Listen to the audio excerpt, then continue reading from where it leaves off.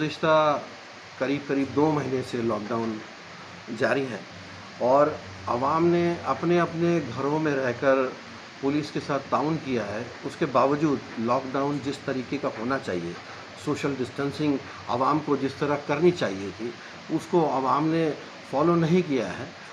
इसीलिए लगता है कि अभी भी कोरोना के पेशेंट्स मालेगांव से निकल रहे हैं। रियासत में मुंबई और पुणे के बाद में मालेगांव का नंबर कोरोना में आ रहा है।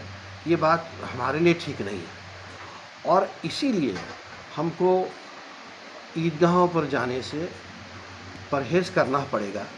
भला हम चाहते हैं, आवाम चाहती है, इंतज़ामिया भी चाहता है कि हमारे भाइयों को अपने दीन में, अपने ताल्लुक़ से और अपने हिसाब से अल्लाह की इबादत करने का मौका मिले। सब लोग ईदगाह पे जाए और नमाज अदा करें, लेकिन हालात ऐसे है, सूरत हाल ऐसा है कि इस बात की इजाज़त इंतज़ामिया नहीं दे सकता है। उसका रंजो गम इंतज़ामिया को भी है। हमने गुज़िश्ता महीनों में देखा है हमारे शहर में कोरोना का कहर बरपा और कितने उलमाए दीन शहर की, हमारे जिनको कहा जाता है कि ये हमारे नबी की मिरास है, ऐसे उलमाए दीन हमारे शहर से रुखसत हो गए। तो उसका रंज गम बेशक सबको है। अल्लाह उनकी मग़फ़िरत करे, जन्नतुल फ़िरदौस में आला मकाम अता करे।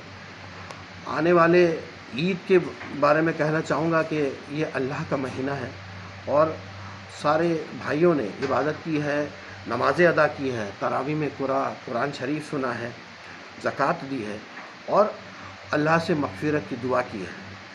और हमारे प्यारे नबी पर कुरान शरीफ इसी पाक महीने में नाज़िल हुई। अल्लाह ताला फरमाता है, इन्ना अंज़लनाहु फ़ी लैलतिल क़द्र वमा अदराक मा लैलतुल क़द्र लैलतुल क़द्री खैरुम मिन अल्फ़ि शहर तनज़्ज़लुल मलाइकतु वर्रूह फ़ीहा बिइज़्नि रब्बिहिम मिन कुल्लि अम्र सलामुन हिय हत्ता मतलइल फ़ज्र। लैलतुल क़द्र का ज़िक्र अल्लाह ताला ने इसमें किया है कि बेशक इसी रात में कुरान हमारे प्यारे नबी मोहम्मद सल्लल्लाहु अलैहि वसल्लम पर नाजिल हुआ और इसी रात में जिब्राइल अमीन अल्लाह ताला के हुक्म से फ़रिश्तों की जमातों के साथ ज़मीन पर उतरते हैं और बंदों के लिए, इबादत वालों के लिए बेशुमार रहमतें और बरकतें लेकर आते हैं और ये रात सब फजर तक सलामती की है। मैं शहर के बाशिंदों से, मेरे बुज़ुर्गों से, मेरे भाइयों बहनों से, माँओं से गुजारिश करूँगा कि इंतज़ामिया के साथ ताउन करें और अपने अपने घरों में नमाज़ पढ़ें।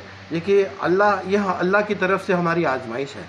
हम जुमा की नमाज भी मस्जिदों में नहीं पढ़ सके, लेकिन इसका मतलब ये नहीं कि हमने नमाज़ें अदा नहीं की। अल्लाह का हक़ अदा करना हर मोमिन ने पूरी कोशिश की है और इसमें घरों को ही मस्जिद में तब्दील, हमारे घर ही मस्जिदों में तब्दील हो गए हैं।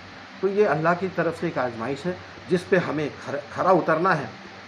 और मैं आप तमाम को एक बात कहूँगा कि कहा जाता है कि तुम बेहतरीन उम्मत हो, कुंतुम खैरा उम्मतिन उखरिजत लिन्नास तामुरून बिल मारूफ व तन्हौना अनिल मुनकर, कि तुम एक बेहतरीन उम्मत हो, निकाली गई इंसानियत के लिए, जो अच्छे कामों का हुक्म करती है और बुरे कामों से रोकती है। तो ईद बड़ी खुशी से मनाएं, अपने घरों में मनाएं और इंतज़ामिया का ताउन करें, इंतज़ामिया का साथ दें। अगले साल इंशाअल्लाह हम ईद बड़ी खुशी से मनाएंगे, लेकिन इसके लिए हम तमाम को एहतियात करना होगा। हमें हाथ में दस्ताने पहनने होंगे, हमें मास्क लगाना होगा ताकि हमारे जरासीम किसी के नाक या मुंह में ना चले जाए और वो बीमार हो जाए, या किसी और के जरासीम हमारे जिस्म में आ जाए।